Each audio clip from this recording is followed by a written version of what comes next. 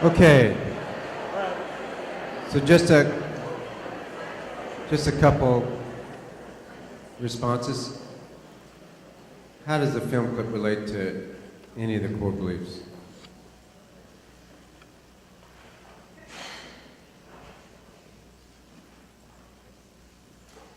Yeah, go ahead. Tom.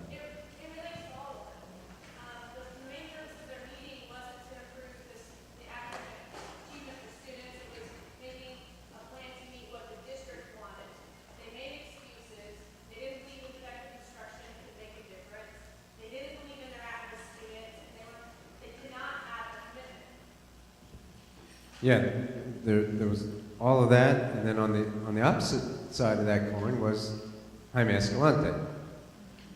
Oh, I think was it James Olmos? What's his name? Edward.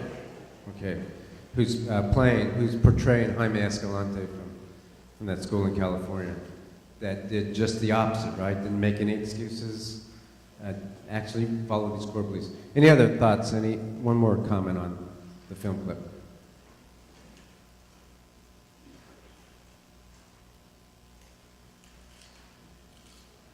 Yes, go ahead.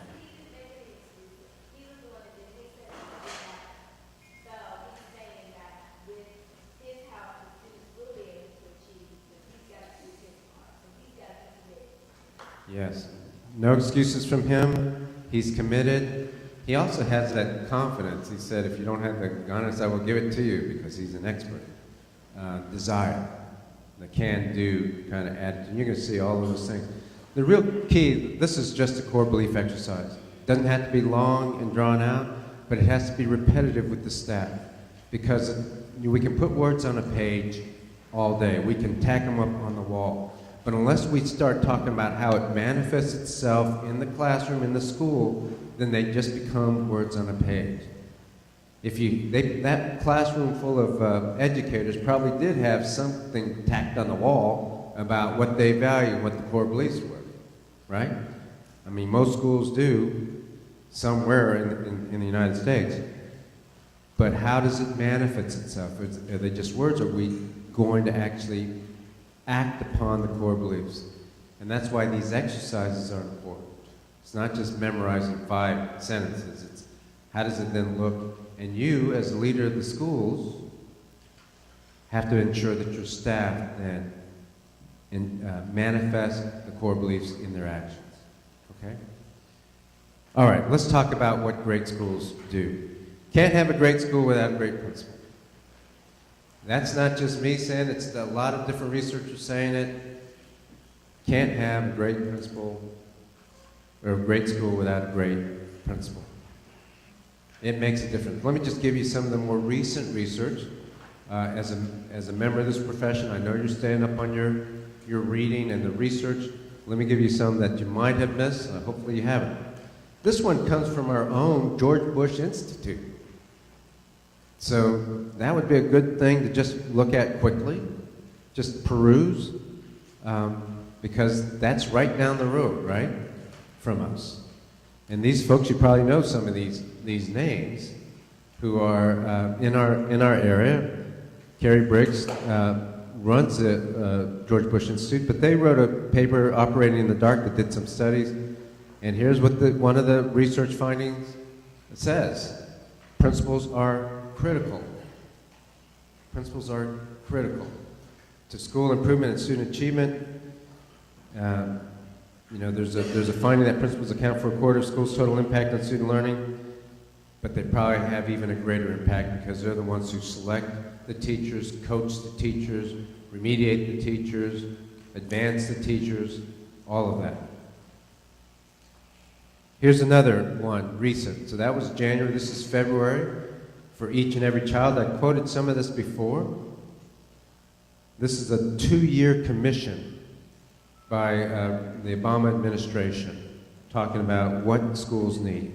And one of the things they need, strong principals. This is from the same report. What do districts need to do? In parallel, invest in building strong principals by improving the pipeline to include more experience with building capacity and organizing time and structures to facilitate adult and student learning. Just as with teachers, this effort regarding principals should include a closer look at preparation, performance, and compensation, especially in high-need schools and districts. We are intentional about creating good leaders in business and the military. We must do better in education. Again, I submit that to you, that Equity and Excellence report. It doesn't spend most of its time on principals, it spends most of its time on teachers. But it made sure to make the point that without great principals, we still won't have strong schools. This is a different report, came out in the winter, so the winter edition, January, February of 2013. School Leader Matters. You might look at the magazine, it's called Education Next. Good research, you probably know these names. Hanishik, in particular, Rivkin, they do a lot of research and pretty good research on education. They're finding highly effective principals raise the achievement of a typical student in their schools by between 2 and 7 months of learning in a single school year. Ineffective principals lower achievement by the same amount. And they had the data to back it up. I'm not going to show you all of those. I just asked you to go to those articles, read them. They're a quick read, and just kind of ensure that you know yourselves the important role that you play that is research-based. That's why we do a lot of the things we do. That's why we spent so much time last year talking about the principalship, working on the principalship, coaching on the principalship, training on the principalship, and in effect evaluating the principalship. Same research document. A primary channel through which principals can be expected to improve the quality of education is by raising the quality of teachers, either by improving the instruction provided by existing teachers or through teacher transitions that improve the caliber of the school's workforce. In other words, grow your staff, remove the teachers who are not strong, elevate the teachers who are, and grow everybody. That's in that paper also, so that would be a good read. And then finally, a couple other things. We're going to spend a little bit of time in a jigsaw on this, changing the odds for student success. This is a little bit older, 3 years old now. It seems these days, if anything, several years old. It's really old. But this one still is a very good study to look at called Changing the Odds for Student Success. Most of you probably know this organization, McCrell. They do very good research. They also have similar findings about what makes effective schools. And I'm not going to talk too much about this because we're going to do a jigsaw around it. But it is around setting high expectations for kids, fostering engaging learning environments, engagement. If you read the report, there's a whole section on that. And then the last thing is being intentional or purposeful about what kids should know and be able to do, and how do you know when they've done it. From the same study, the effect size of leadership behaviors, your behaviors, that focus on improving instruction, for example, when leaders participate directly in teacher development, are 2 to 3 times greater than behaviors focused on organizational development.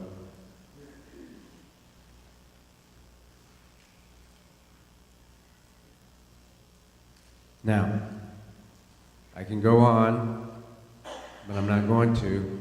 You are critical. Your role is how we're going to change and continue to change Dallas ISD. You, the people in this room. So the fact that we place so much emphasis on your training and development, take that seriously, because we're serious about it. And we're serious about it because the research is so clear about the principalship. We're going to act upon that. Many districts across the United States don't really focus on that. They hire a principal and then that's it. And schools either perform well or don't. Now, you can hire a great principal. The question is, do they know what makes good schools and are they acting upon it? Do you know what makes great schools and are you actually implementing that in your buildings? That's the question. So we're just gonna talk a little bit more today about what makes a great school. What does a great school look like? Because not only do you have to be the right leader, you have to be the right leader doing the right things. You have to be the right leader doing the right things at the right time, in the right place. So let's talk about that. What is the right things to do?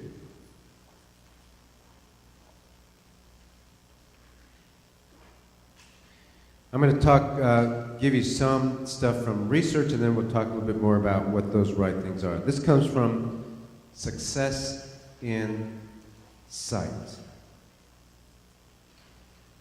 There are several key principles of school improvement. I'll go through them fast and then ask you to think about your school. What are those several key principles from the McREL Success in Sight? There's a reference again, Success in Sight. This document, by the way, has a whole bunch of things. It's pretty long. It's a longer article about what schools need to do, but they summarize it at one point in the several key principles. Number one, effective leaders and effective schools use standards to create high expectations. High expectations. You see that word or phrase in many, many articles around effective schools. High expectations. Using standards to do so. The second thing is to look to research. In other words, things are changing. Our research is getting pretty strong in our profession. We don't need to reinvent the wheel. We need to look at what's worked well across different schools and different areas that are similar in background or makeup to our schools and our areas, but look to research. Number three is very close to number two. Get hooked on data. Data around all the things that you have going on with your achievement data, but also data around staff, around instruction. That's why those data team meetings, which we will continue to do every Friday, now for any one principal it's every third Friday, but data is important. And I know you're using PLCs, you're looking at data at PLCs, get hooked on data. The strongest teachers, for example, put the student data on the walls, right? They put student data on the wall, they have targets, they measure that growth. They don't wait for the district or the STAR exam or anything like that. They look at their own kids' data week by week and sometimes even day by day. The strongest schools put that data, they have data boards. They're putting the data boards up there, they can see at a minute how many fourth grade, if I have 115 fourth graders at my school, how many of are proficient, how many are not proficient in reading, how many are proficient, not proficient in math. That data is up there. Those are the schools hooked on data.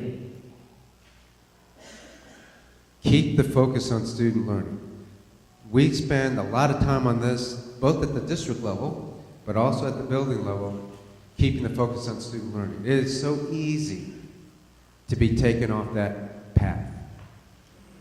You'll have an exercise this afternoon, a principal's challenge, and one of the things that exercise tries to emphasize is how focused are you on instruction. I get it. I've been a principal. I know that when you get to work in any given day, there are so many things that happen. You can have your day planned out, and then stuff happens. A water pipe bursts, a custodian leaves, a parent comes in who's angry, a bus is late. I mean, that's what happens. A teacher doesn't show up. You know, you get a call from central office asking for this report. The superintendent calls you. That rarely happens, right? That rarely happens. Rarely call a principal. But an ED will call you, or an assistant super will call you. So things happen, I get it. And that's every day. It's something new every day. The real leaders, the real ones who get great results for kids and good outcomes for kids, focus on the student learning. Prioritize in that way. And if you do that in the real world, in reality, not just in exercises or on paper, your kids are going to be the beneficiaries. Number 5, think systemically, act systemically. We had a training on systems thinking. We'll have another one, not in the next few weeks, but down the road we'll have another training on systems thinking. But this is one of the research items. You got to see the connection between the various parts of your system. And so that's another finding. Manage the implications of change. We'll do some more change training, but you need to do it with your staff as well. And then finally, keep success in sight. And if you read the report, what they really mean there is you got to have a vision for your school. You have to have a short range and long range goal for your school. You have to have an idea of where you're headed as a school. Now that's fast. We're going to slow down on the next part, but that's just from the report on some key principles of what great schools do. Now I'm going to get more. I'll get more diagnostic in a minute, but what I'd like you to do right now is turn to your partner, talk about these 7 principles from this McREL report, and talk to them about how successful you are in your schools in meeting these 7 principles. Okay, 7 key principles.